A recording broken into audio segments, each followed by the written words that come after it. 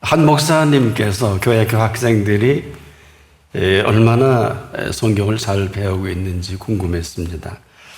그래서 한 초등학생에게 묻습니다. 여리고 성은 누가 무너뜨렸니?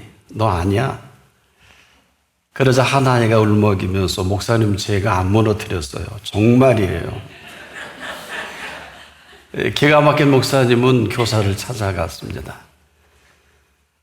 여리고 성을 누가 무너뜨렸는지 물었더니 자기가 안 했다고 우네요.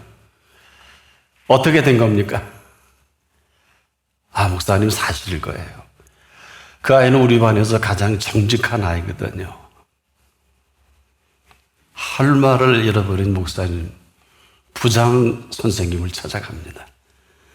장로님, 여리고 성을 누가 무너뜨렸냐고 물으니 한 아이는 자기가 안 했다고 울고 교사는 아마 그럴 거라고 말하니 도대체 어떻게 된 겁니까?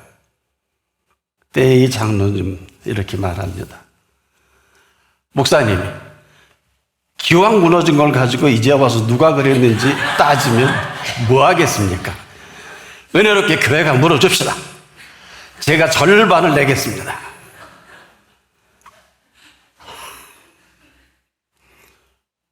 우리가 이렇게 살고 있지 않나요? 뭘 모르면 일생을 뭘 모르고 살 수밖에 없습니다. 여러분 복음을 아십니까? 왜 복음입니까? 이것은 저나 여러분이 아무 한계 없습니다. 그런데 건져내시면서 우리를 살려주신 복음입니다. 여기에 우리가 무슨 값을 지불할 능력도 없고 아무런 그런 보답할 게 없음에도 건져내신 이 사실 하나 때문에 우리가 이만큼 삽니다. 저도 사실 그 공로와 수고를 지금도 다 헤아리지 못합니다. 여러분 어떻습니까? 그럼에도 이 한 가지 사실로 인해서 그 공로로 저와 여러분이 오늘 이만큼 잘 살고 있습니다. 그래서 우리는 이것을 달리 표현할 길이 없어 은혜라고 합니다. 또 조금 우리가 인지적 능력이 있으면 여겨주신 은총이다. 이런 겁니다. 자녀가 자녀답지 못해도 자녀로 태어나게 하신 부모 아래 있는 그 자녀는 부모가 책임을 집니다. 자녀 삼아준이 한 가지 사실로 부모도 그렇습니다. 근데 하나님이 되신 아버지 하나님은 오늘 참 귀한 찬양을 해 주셨는데 어쩌면이 아니길 바라면서 지금부터 영원토록 저와 여러분을 자녀로 살아가게 합니다. 단지 우리가 하시라도 나를 삼아주신 이분이 내게 어느 분이냐 삶의 매 순간순간마다 우리는 여기서 결정을 해야 합니다. 이유는 우리의 살아가는 삶의 영역이 그 실체가 그 인정만큼 드러나기 때문에 그렇습니다. 우리가 대통령이면 우리가 대통령의 자녀로 그냥 살아가는 거 아니겠습니까? 왕의 자녀도 마찬가지입니다. 그냥 왕의 자녀로 살아가는 것을 말합니다. 노예라면 노예의 자녀로 살 수밖에 없어요. 이것은 무슨 얘기입니까? 우리는 누구든지 그 부모 아래 살 수밖에 없고 살아가는 인생이다. 그래서 저나 여러분이 하나님의 자녀가 맞다면 하나님의 자녀로 살아가는 것은 당연한 것입니다. 이유는 오직 한 가지, 그의 자녀로 삼아주신 우리의 몫이 아니라 그분의 몫입니다. 이것을 영향력이라고 하죠. 이 영향력을 얼만큼 우리가 공급받고 교통하느냐, 이것은 각자의 몫입니다. 왜? 탕자도 있으니까요. 아니면 집에 있는 탕자도 있으니까. 그러나 이 모든 것은 재벌의 재벌 자녀가 재벌 아버지 밑에서 그 영향력 대로 재벌대로 마음껏 사는 게 자연스러운 거 아니에요? 오히려 그렇게 살지 못하는 게 어색하고 부자유스러울 것입니다. 한마디로 생긴 대로 살아갈 수밖에 없겠죠. 여전히 지금도 장미꽃은 수많은 사람들에게 사랑을 받는 꽃 중에 꽃이죠. 장미꽃이기 때문에 그렇습니다. 들꽃은 지금도 지나가는 사람들에게 그냥 사랑받는 게 자연스러운 일 아닙니까? 우리는 우리가 태어난 곳에서 우리를 피워내게 하신 분 앞에 새순이 돋는다면 줄기가 뻗는 게 맞고, 이 줄기를 쫓아 꽃도 피워내고 결국 때를 따라 열매까지 맺어갈 것입니다. 근데 여기에는 한 가지 놀라운 사실이 있습니다. 바로 그 근거입니다. 여겨주심에 따라서 과연 그 대상이 어떤 분이냐. 나나 여러분이나 내가 나를 여기는 것은 제한적입니다. 하지만 나를 나에게 여겨주시는 그 여겨주심은 오묘하고 신비로울 수가 없어요. 이것은 상상할 수 없는 그 여겨주심의 그 비밀이기도 한데, 이것은 저와 여러분에게 있지는 않고 그분께 있습니다. 이런 거예요. 자연인이면 자연인대로 자연인답게 사는 게 맞잖아요. 요즘 자연으로 산다, 산속에 살고 하는데, 그거 자기 마음이죠. 하지만 하나님의 자녀가 맞다면 하나님의 자녀답게 사는 게 맞습니다. 왜 이렇게 이 일이 심각할까? 이것은 저나 여러분의 애쓰고 수고함과는 전혀 관계가 없습니다. 하나님의 자녀가 아니라면 그렇게 맞겠습니다만은, 하나님께서는 지금도 그 자녀를 향해서 여겨주심의 그 비밀은 아마 제가 생애 다 할 때까지 얘기해도 부족할 것입니다. 왜 그러냐 하면 이것은 컨셉 자체가 지금부터 영원까지입니다. 이 비밀을 어떻게 좁은 단어로 제한된 우리 생각으로 펼쳐낼 수 있을까요? 근데 이런 일련의 모든 것이 어디서부터? 이 팩트라는 사실로부터 시작하죠. 오늘이 어떤 시간입니까? 지금은 알파와 오메가 되신 그분 앞입니다.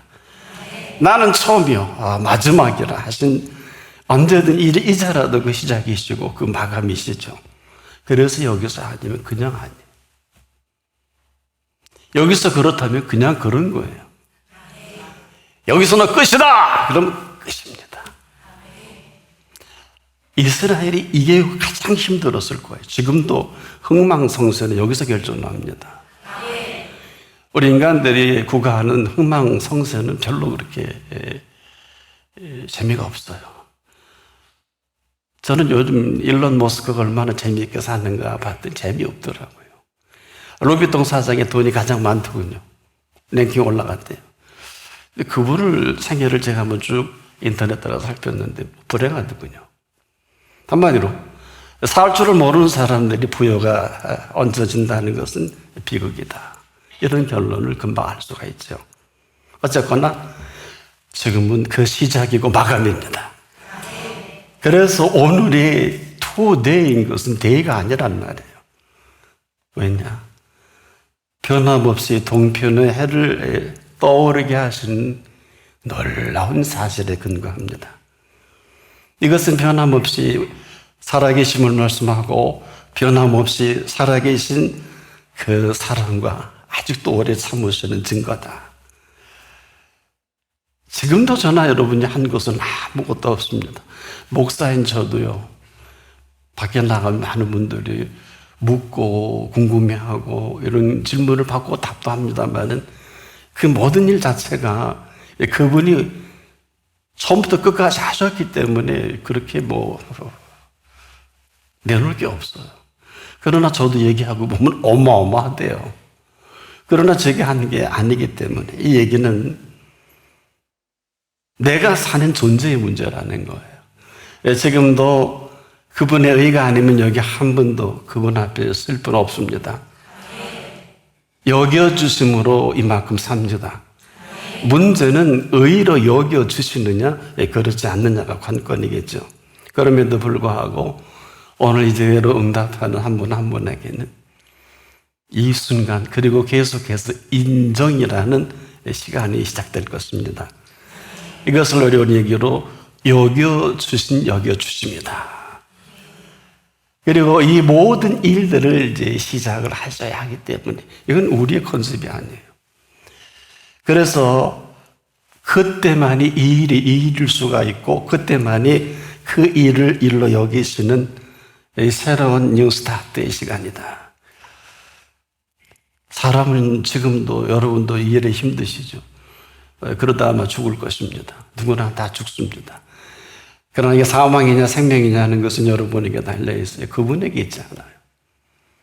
놀라운 일이죠. 그래도 이렇게 믿는데 그럼 제가 이렇게 여쭙게 뭘 믿으세요? 누굴 믿으세요? 그건 내가 답을 할 수 있잖아요.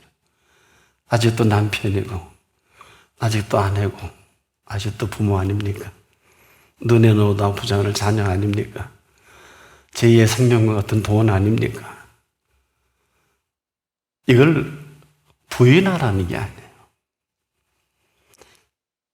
오늘도 우리는 일하다 이렇게 끝날 수밖에 없는 인생인데 어느 누가 여기서 예외가 되겠습니까? 여러분, 이 설교 준비한 것도 일이에요. 일주일 내내 준비해도 저는 부족해 쓰레기통에 많이 넣습니다. 일이라면 이것은 어마어마한 일이에요. 왜? 주야 없이. 때로는 꿈속에서도 인도받을 때가 간혹 있어요. 그럴 때 너무 해피해요. 어쩌다. 늘 그러면 얼마나 좋겠어요. 그런데 제자들이 일하다가 놀라운 일을 본 게 베세다 광야입니다. 이 베세다 광야의 사건은 여러분이 다 알아요. 오병이어로 장정만 5천 명, 남녀노소 수만 명은 될 것인데 여기서 제자들이 아무 수고하지 않은 떡을 맛본 거예요. 본인들만 아니라 장정만 5천 명, 수만 명 이 떡을 맛본 거예요. 이건 뭐야? 아무 수고한 일이 없거든요. 기껏 어린아이에 있는 그 도시락 하나를 통해 안드레라는 분을 통해서 예수님 손에 얹었더니 수많은 사람들이 이들에게 등록금 받고 무슨 강의료 받고 거기에 무슨 이런 과정도 없이 지불하는 게 아무것도 없는데 실컷 먹고 12강줄이 남은 거예요. 배불리 먹고. 사람들은 그랬나 보다 하지만 제자들은 심각해졌어요. 이게 뭘까? 제자니까 아주 지근거리에서 본 거 아니에요. 또 안드레는 어린아이의 도시락을 뺐는지 좋았는지 어쨌거나 그 손에 얹어다 놓는 과정은 안드레가 수고를 했죠. 얼마나 충격적인지. 도대체 이 많은 식구를 먹이려면 빌립은 머리가 잘 돌아가니까 미니멈이 200데나리온인데 큰 돈이죠. 한 데나리온은 노동자 품삯이니까. 그걸로 계산할 수 있을까요? 이들에게 받은 충격은 왜 충격일까? 일을 하지 않고도 이렇게 시큰 배불리 먹는 일이 있는 거야. 이걸 기적으로 생각하면 한번 있었던 일이지 이렇게 할 텐데 그분이 지금도 앞에 살아있는 거예요. 그러면 또 얹으면 또 그렇게 하실 거 아니에요. 이게 제자들은 매우 궁금해서 이렇게 묻습니다. 우리가 어떻게 하여야 하나님의 일을 하고 방법이죠. 하오의 개념이죠. 어떻게 하여야 하나님의 일을 왜 그분이 하나님의 일을 한다고 하고 어마어마한 그 식구들을 먹여 살리셨으니까. 근데 그 전에 무슨 말씀을 하셨냐 하면 너희가 나를 따르는 것은 먹고 배부를 까닭이 아니냐. 썩는 양식을 위하여 일하지 말고 영생하도록 있는 양식을 위하여 하라. 요한복음 6장 27절에 이 말씀 때문에 묻게 된 거고 우리가 어떻게 하여야 하나님의 일을 할 수 있습니까? 여기에 답을 한 게 하나님의 보내신 자를 믿는 것이 하나님의 일이니라. 짧지만 여기에 인류의 모든 비밀이 담겨져 있어요. 아니면 그냥 그대로 고생하고 죽도록 죽기까지 일하세요. 이건 일을 안 해도 괜찮다는 얘기가 아니에요. 이 컨셉트 자체가 전혀 다른 것을 말합니다. 그러면 예수님은 인류를 향해 나만 따르고 일하지 말라 그러셔야 되는데 그렇게 말하신 일은 없어요. 단 이렇게는 얘기했어요. 궁정의 새를 자세히 봐라. 들에 핀 백합화가 어떻게 자라는가 생각하여 보라. 이렇게 하셨죠. 너 언제까지 무엇을 먹고 마시고 입을 거 걱정할래? 충격이죠. 우리 그것 때문에 저 자식 먹여 살려고 차박도 못하고 늘 캠핑 가고 싶은데 놀러 가지도 못하고 오늘도 나와야 되잖아요. 돈 좀 있어야 뭐 삼겹이라도 구워 먹고 뭐 그렇지 않아요? 자동차 기름도 없는데. 그렇지 않습니까? 우리가 지금도 말귀를 못 알아들으면 그냥 그렇게 살 수밖에 없는 게 아니냐. 일의 개념이 하늘과 땅 차이입니다. 하나님의 보내신 자를 믿는 것이 하나님의 일이니라. 여기에 저와 여러분의 일에 알파 오메가일 뿐 아니라 저나 여러분의 삶의 알파 오메가입니다. 뭐 이렇게 사는 것도 내가 살고 이렇게 살지 않는 것도 내가 살지 않는 거 아니에요. 이게 지금 이 괴리가 어마어마한 거예요. 근데 놀라운 일은 이렇게 살지 않는 게 이 땅에서 끝나는 걸 사망이라고 하고요. 이렇게 뉴스타트가 되는 것은 생명이라고 합니다. 지금부터 영원까지 사는 것을 말합니다. 여러분 어떻게 생각이 드나요? 이건 각자의 선택입니다. 이건 무슨 얘기일까? 진짜 일은 내 자녀가 그렇게 입에 좋아하는 거 들어가는 것도 우리가 일하는 게 아니고 그분이 일하신다는 겁니다. 그분이 하시는 일을 믿을 수 있을 그때 그 모든 삶의 실체가 이 모든 것을 주도한다. 이 말씀이거든요. 조금 어렵지만 계속 들어주세요. 이건 아브라함에게 약속하실 때 번성과 복을 언급을 우리는 몰라요. 내가 반드시 너를 복주고 복주며 번성케 하고 번성케 하리라. 히브리 6장 14절에 근거해서 인류가 요만큼 살아요. 아브라함은 인류의 모든 종교의 시작이시죠. 원조이시죠. 흔한 얘기로 무슬림도 그 조상이, 유대인도 그 조상이, 모든 크리스찬들의 조상이 아브라함 아니에요. 그 외엔 종교를 치지도 않죠, 사람들이. 그건 자기 마음이죠, 뭐. 자기 문화죠. 그래서 지금 어느 종교든 무슬림권에 있든 유대권에 있든 기독교권에 있든 아브라함을 무시할 수가 없어요. 믿음의 아버지니까. 우리가 아는 번성은 여기까지일 거예요. 우리가 아는 복도 상당히 제한적입니다. 기껏해야 먹고 마시고 잘 입는 거. 뭐 조금 집고 괜찮은 거 뭐 아파트 한 200억까지 되면 잘 사는 줄 아는데 이게 잘 사는지 안 사는지 가봐야 알겠어요. 왜 거기서 떨어져 자살하는 사람도 많더라고요. 우리가 아는 복과 번성은 참 제한적인데 놀랍게도 우리는 전부를 드라이브를 걸죠. 야, 먹고 살아야 돼. 먹고 살아야 돼. 너 남편 그렇게 하면 안 돼. 야, 처자식 먹여 살려야 되는데 이게 다 아닙니까? 틀린 얘기 없잖아요.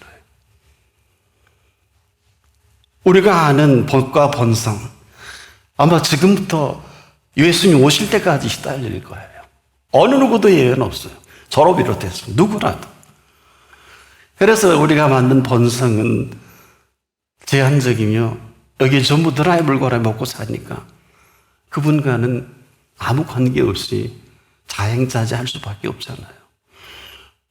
예배 때 일해야 되면 일해야 되잖아요. 또 하나님과 교통의 시간에 일하면 일해야 되잖아요. 그보다 더 중요한 게 어디 있어요? 공부도 해야 되고. 이렇게 해서 내가 원하는 것은 혹 이루어갈 수는 있습니다. 이것은 번성이나 글쎄요. 이걸 복이라고? 그래서 노벨상 받고 지금 대학 수능에서 최고 점수 받았다고. 그건 사실일 것입니다. 아이리 비글에서 미국의 동부에 그 8개 유명한 대학이 다트머스를 비롯해서 여러분 잘 아시는 그런 거기서 최고의 엘리트가 된다는 거. 좋은 일이죠. 이게 번성과 복과 연결이 될까요? 전혀 관계없습니다. 뭐 그렇게 여기는 사람은 그렇게 여기고 살 수밖에 없겠죠. 무슨 얘기일까요? 누구나 복과 번성을 얘기합니다만은 그럼에도 아무나 그 보장은 못합니다. 설령 원하는 것을 이뤘다 해도 문제투성인 것을 본인이 더 잘 알죠. 올란도 피시 얼마 전에 인터뷰에 그러대요.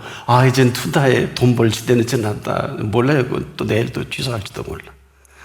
사는 이 모든 것으로 인해 불안이 가중되는 것은 더하면 더했지 덜하지 않을 것입니다만은 이 한 가지 사실을 모르는 거야. 죄인의 재물은 의인을 위하여 쌓여가느니라. 잠언 13장 22절의 오묘한 비밀이에요. 여러분 얼마나 정리하고 계세요?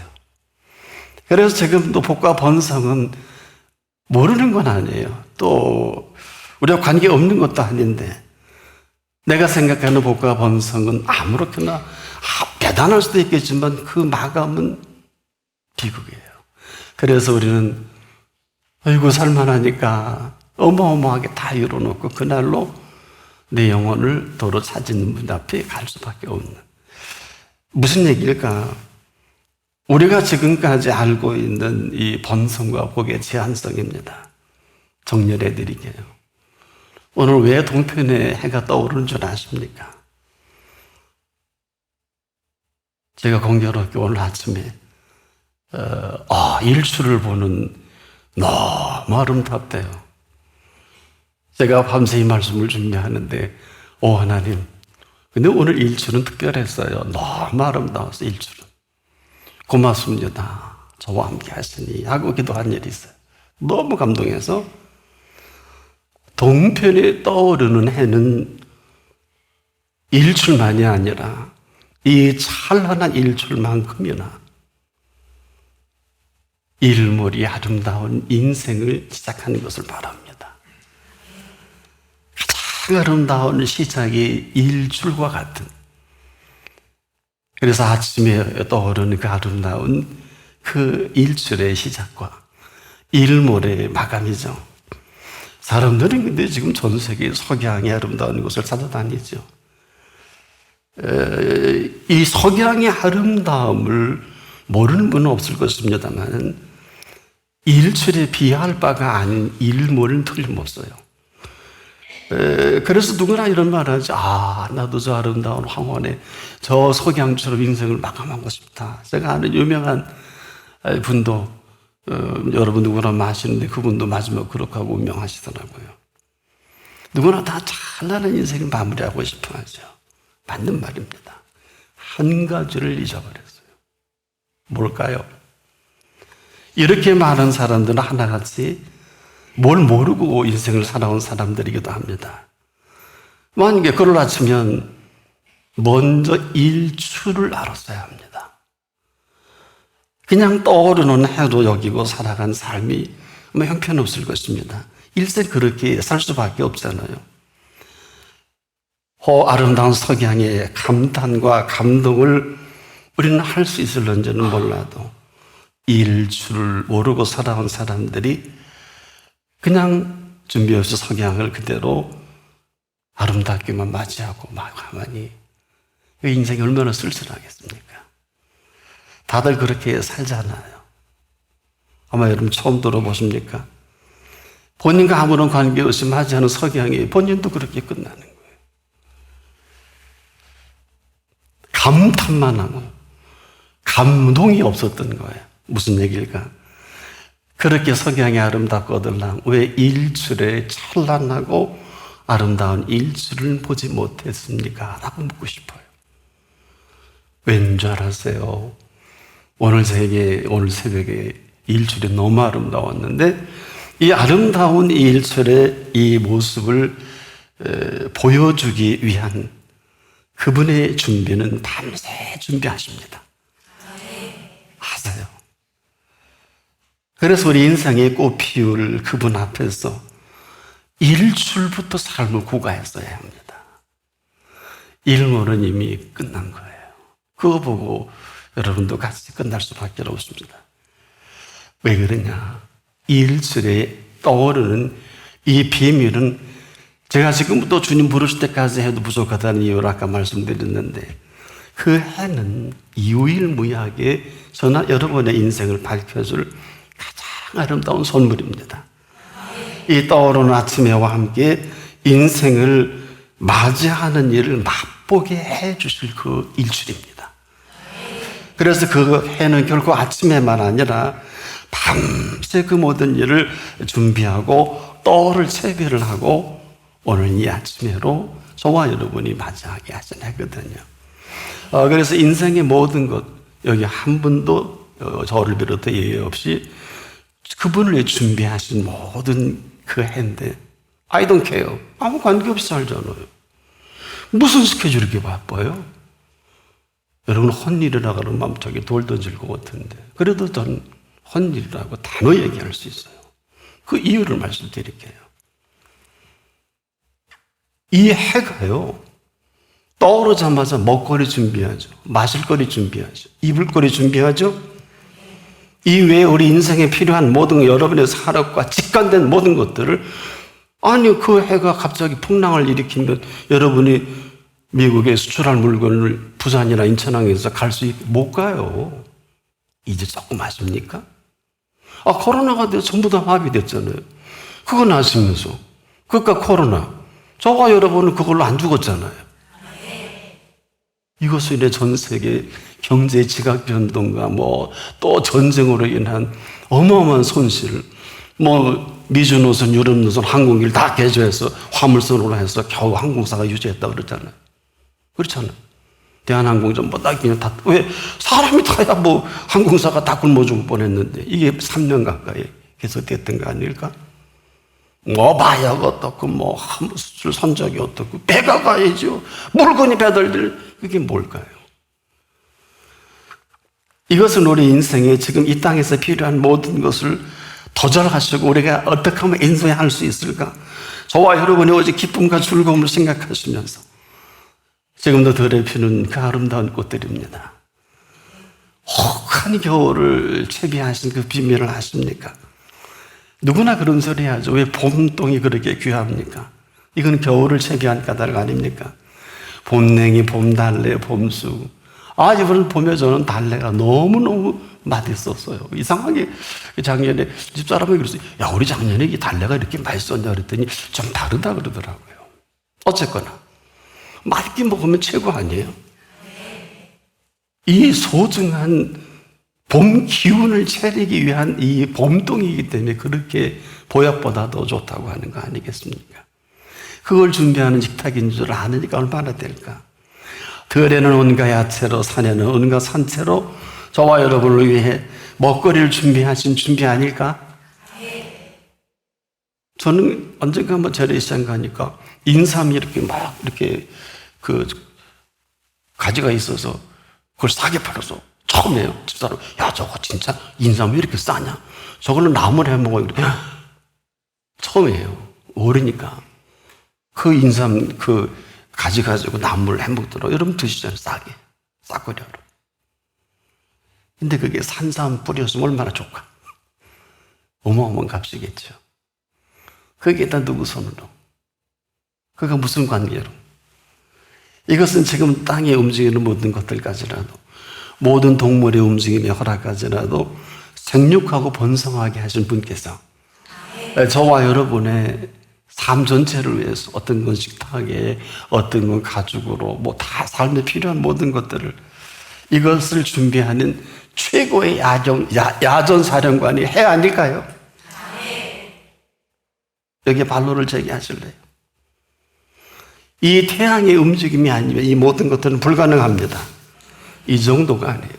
여러분이 그렇게 지금 여행 가지 못해 유럽이고 미국이고 곳곳의 아름다움은 우리 한 사람 때문에 아름다운 풍광까지도 만들어내십니다. 이 아름다움은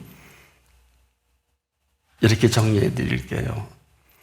아름다움을 아름답다고 한 그 사람에게만 주시는 선물입니다. 하나 없어도 아름답다고 하는 사람 많지 않아요. 실로 이 오묘한 신비거든요. 이건 아무리 강조해도 지나침이 없는 것은 지금까지 우리가 뭘 몰라서 그랬다 할지라도 이 후로는 이 말씀을 제가 한 게 아니에요. 공중의 새를 보라. 들의 백합화를 어떻게 자라는가 생각하여 보라. 여러분 심각하게 한번 본 일이 있나요? 왜? 다 늘 아궁이에 던지는 들풀도 저렇게 잎이 시고 먹이 시느니라. 너 지금 뭐하니? 충격 아니에요. 애써 저 자식 먹여 살려야 되고 애써 공부해 잘 살아야 되는데 솔로몬의 모든 영화로도 입은 것은 이 꽃 하나만 갖지 못하였느니라. 우린 전부 그 영화, 부귀와 영화를 위해서 지금 온전히 올인하지 않습니까?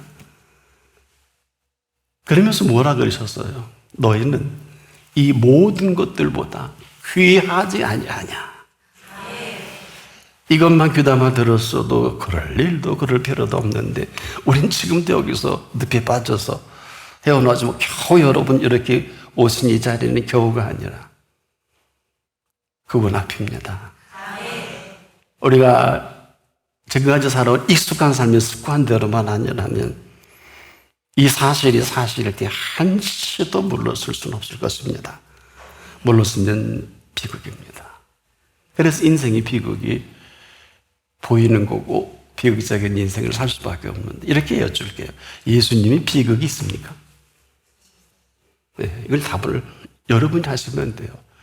뭐 제가 안 들어도 되지만 가장 슬픈 슬픔이 죽음 아니에요. 인류 역사의 죽음의 답을 하신 분은 예수님밖에 없어요.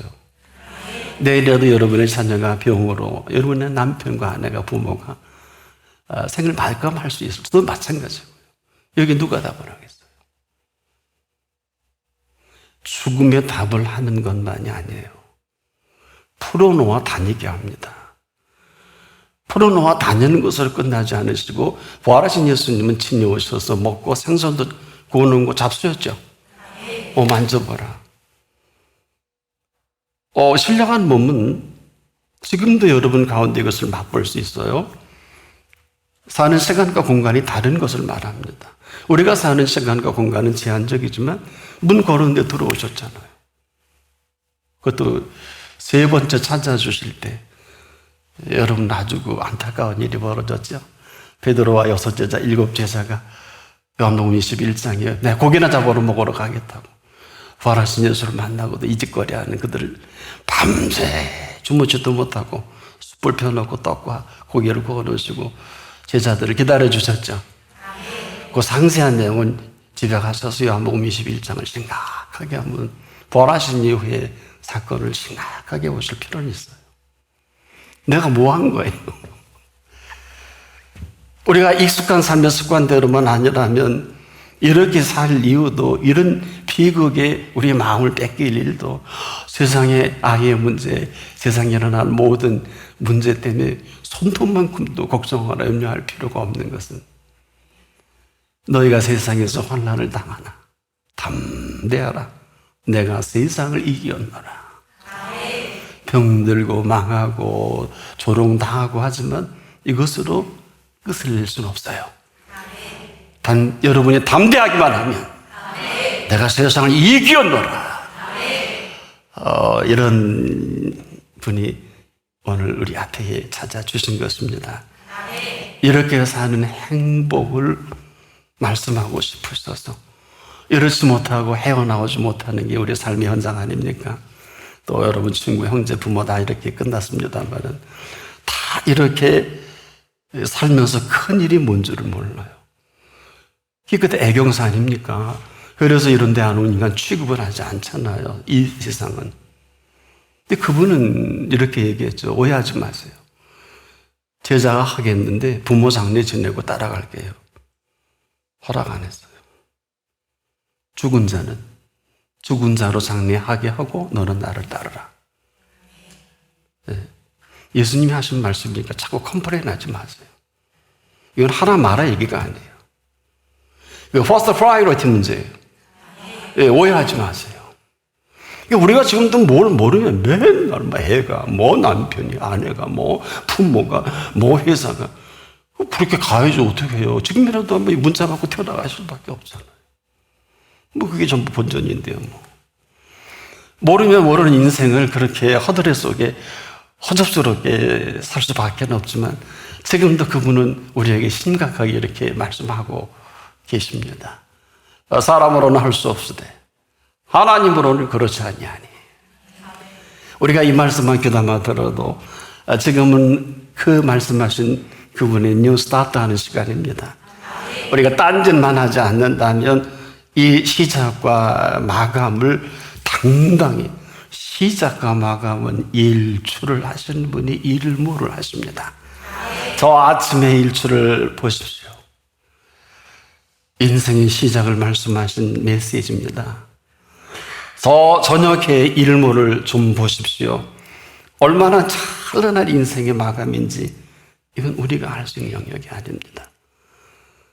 바로 일출과 일몰 그 사이에 저와 여러분을 펼쳐가실 삶의 모든 것들이 아주 풍성하게 감춰져 있어요. 뭐 어떤 분은 건방지게 뭐 속세를 떠난다. 이 주제 모르는 소리예요. 나는 속세 절대 안 떠납니다. 얼마나 술 좋아하고 돈 좋아하는데 여자 좋아 못 떠나요.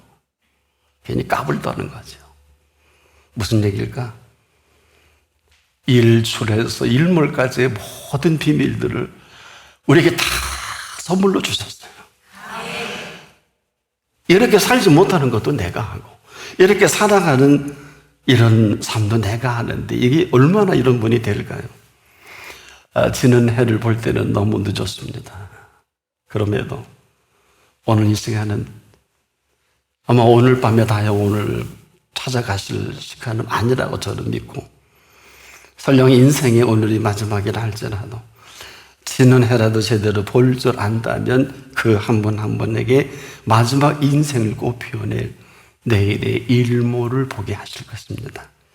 내일 다시 떠오르는 아침해를 맞이하게 하시는 것도 그분이고 걷어가시는 것도 그분이고 왜 그분 앞에서는 언제나 알파가 되시고 오메가가 되십니다.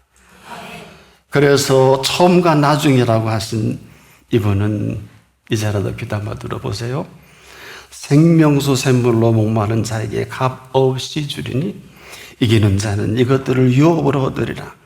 나는 저의 하나님이 되고 그는 나의 아들이 되리라. 계시록 21장 6절로 7절인데 이런 거예요. 일한 것이 없이 하나님의 의로 여기심을 받는 사람의 행복에 대하여 이렇게 말씀하셨습니다. 다윗이 말한가 그 불법의 사하심을 받고 그 죄를 가리우심을 받는 자는 복이 있고 주께서 그 죄를 인정지 아니하실 사람은 복이 있도다 하신 그 사실이십니다. 뭘까요? 여겨주심의 행복으로 행복한 생애를 펼쳐가시겠다는 겁니다. 이제라도 이런 여겨주심의 행복으로 여겨주신 행복한 인생이 뉴 스타트 되길 바랍니다. 기도합니다. 고맙습니다. 감사합니다. 이런 줄도 모르고 우리는 늘 성향이 아름다워 전 세계에 그 일몰의 아름다운 장소를 여행하다가 돈도 없어 가지도 못하는데 이렇게 찬란한 아침의 찬란함처럼 우리 인생이 찬란한 인생으로 시작했다가 찬란한 인생으로 일몰과 같이 마감하기를 원하셔서 오늘 우리를 불러주신 주님을 찬양합니다. 영광 받아주셔서 예수님의 이름으로 기도합니다. 아멘.